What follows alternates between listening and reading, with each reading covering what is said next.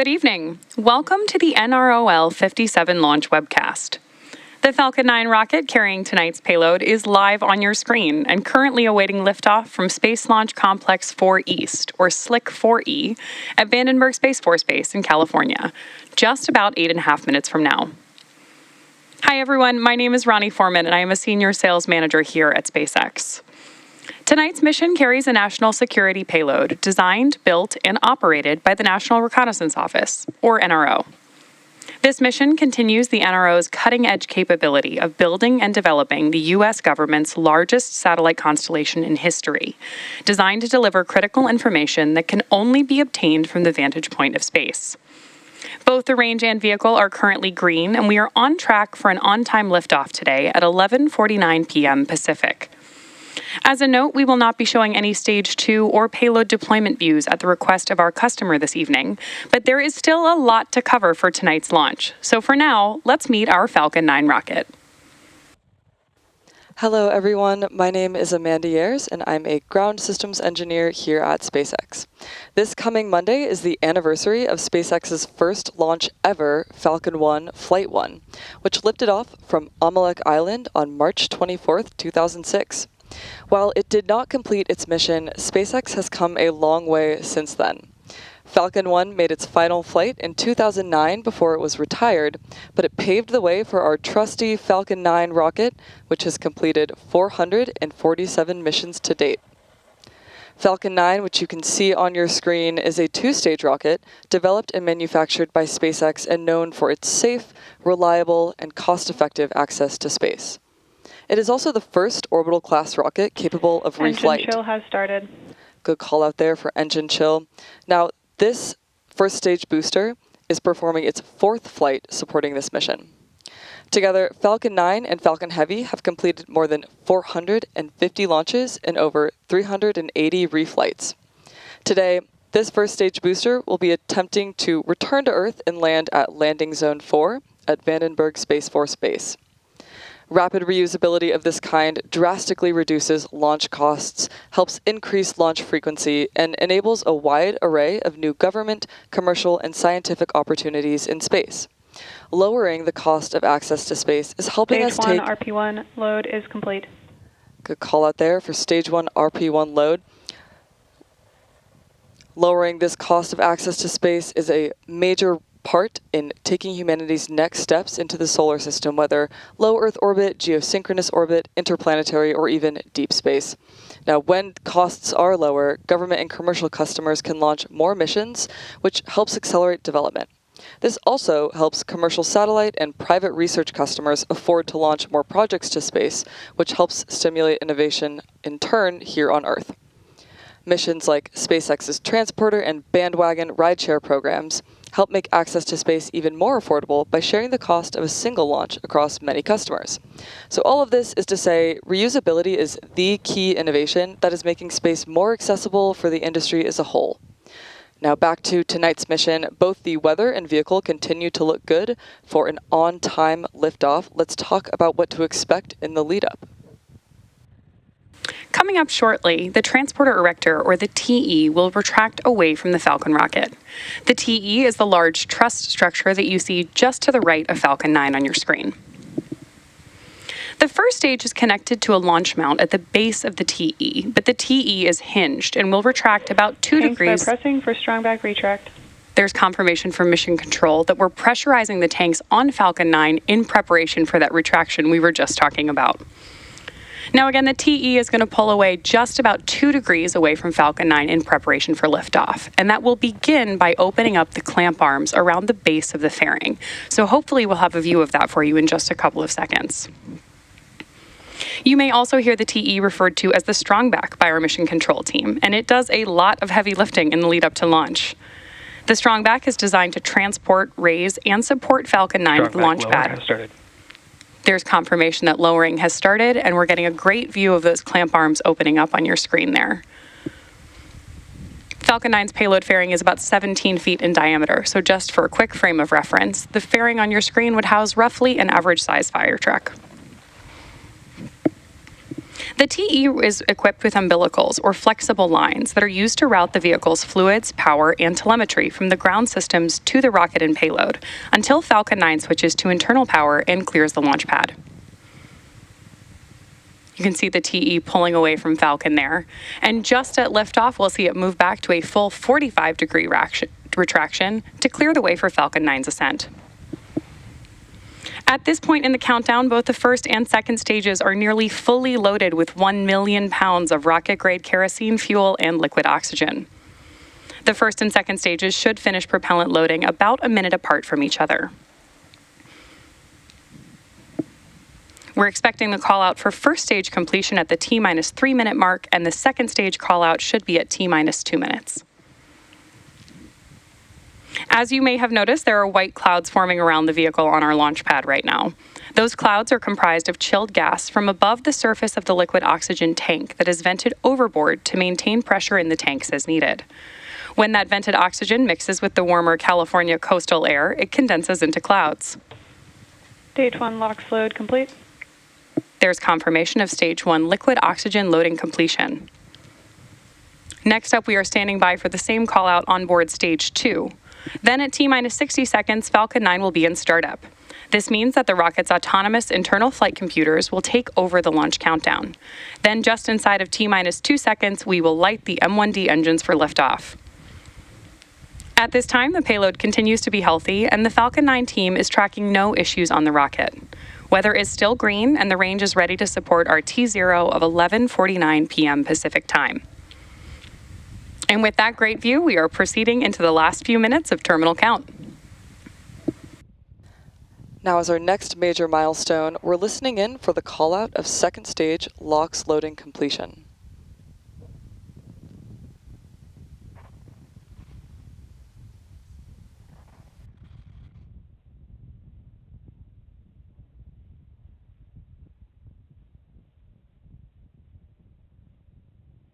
There you see a great view of those white clouds. Stage 2 LOX load complete.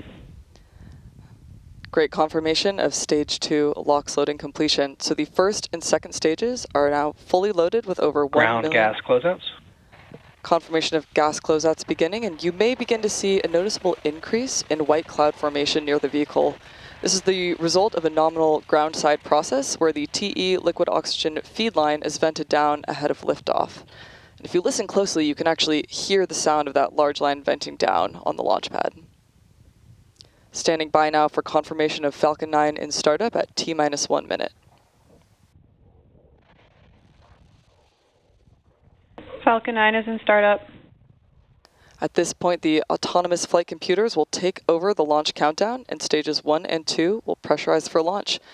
Finally, we are awaiting the final go directive from the launch director.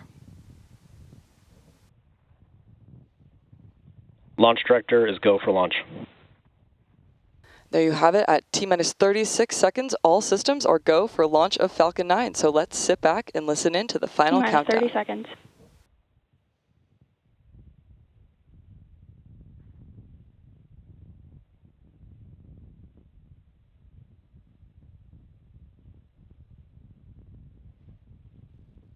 T-minus 15 seconds. 10, 9, 8, 7, 6, 5, 4, 3, 2, 1. Ignition. Liftoff of the Falcon 9. Go SpaceX, go NROL-57.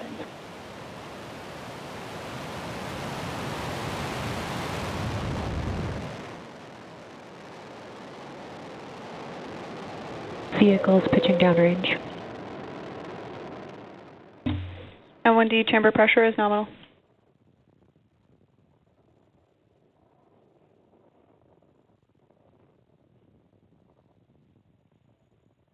At T plus 30 seconds and counting, Falcon 9 has successfully lifted off from Slick 4E at Vandenberg Space Force Base in California.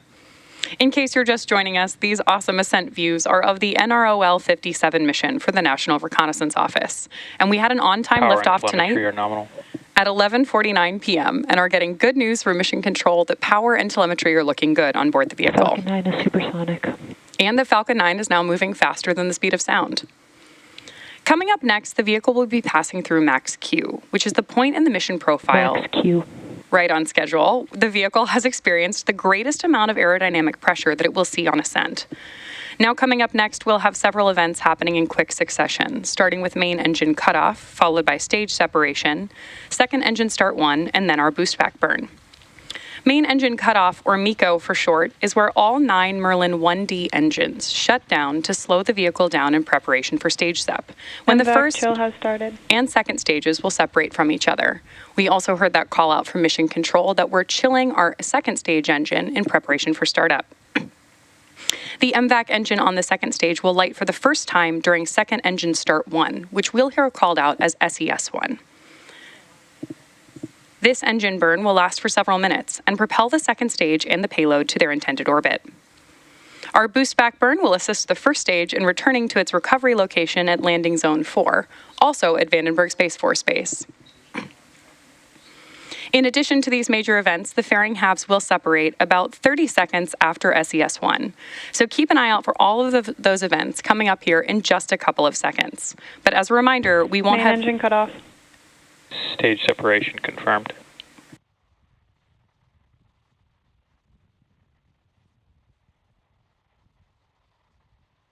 Stage 1 boost back startup.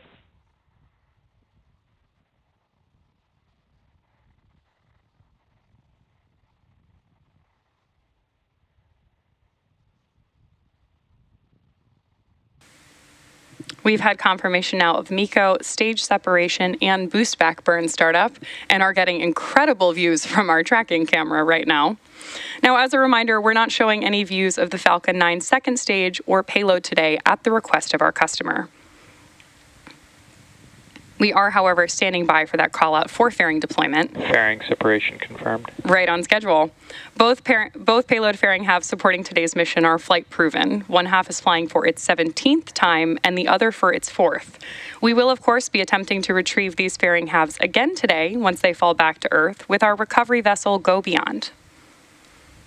Stage 1 boost back shutdown. And we have confirmation of boost back burn shutdown. We are currently at T plus 3 minutes and 30 seconds into tonight's mission following a successful liftoff from Both Vandenberg vehicles Space. are following nominal trajectories. Good call out for trajectories. Our nominal liftoff time today was 11:49 p.m. Pacific time. And coming up in just a few minutes will be the entry burn of the Falcon 9 booster as it continues on its journey towards landing zone 4. This entry burn is the second of 3 burns that Falcon 9 will complete in its descent. Now, as a reminder, tonight's mission is a return to launch site recovery, which involves landing the first stage back at Vandenberg Space Force Base at landing zone 4, which is just a short distance from Space Launch Complex 4 East.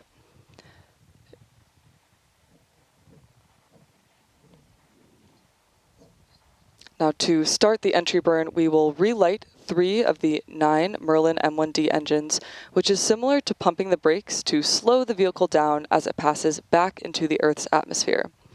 We need to slow the vehicle down to reduce re-entry forces, which then helps us recover and reuse the first stage. During this entry burn, Falcon 9 is decelerating by firing its Merlin engines, but it's still moving really fast. This causes the vehicle to fly through Merlin's exhaust gases, also known as the rocket's plume, which deposits a layer of soot on the vehicle's surface. That soot comes from the carbon-based fuel that Falcon 9 uses, and with each flight, that soot builds up a little more on the outside of the vehicle. Now, it's this layer of soot that gives Falcon 9 its flight-proven look. Reusability of this kind is key to lowering the cost of spaceflight, which enables more investments in critical space infrastructure. The Falcon 9 first stage, supporting today's mission, is performing this entry burn for the 4th time tonight. The payload fairings, as we mentioned, are also flight proven, with one half flying for its 17th time and the other for its 4th time. We should be hearing the call out shortly for entry burn in just about 15 seconds.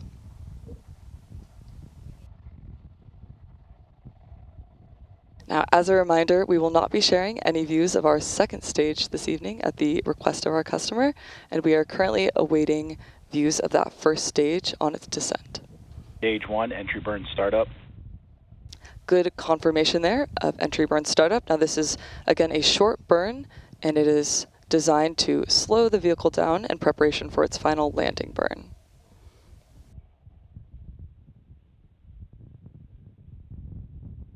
Stage 1, entry burn shutdown. Now coming up next will be that first stage landing burn. Trajectory nominal. And on the way down, Falcon 9 is not only using the M1D engines, but also its 4 titanium grid fins at the top of the booster for stability and guidance. Stage 1, FTS is saved. Good call out there for FTS safe.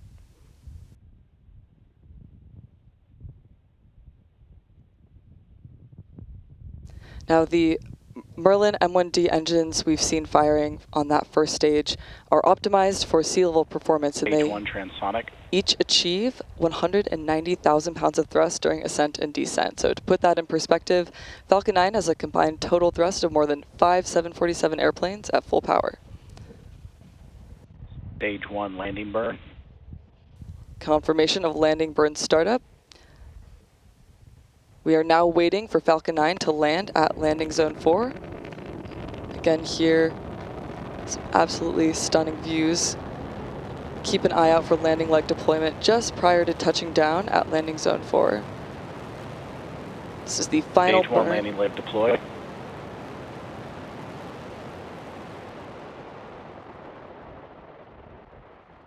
Stage 1, landing confirmed. And there you heard the call out for a successful landing of our Falcon 9 rocket. Stage 2 has entered terminal guidance. This was the 4th launch and landing for this first stage booster.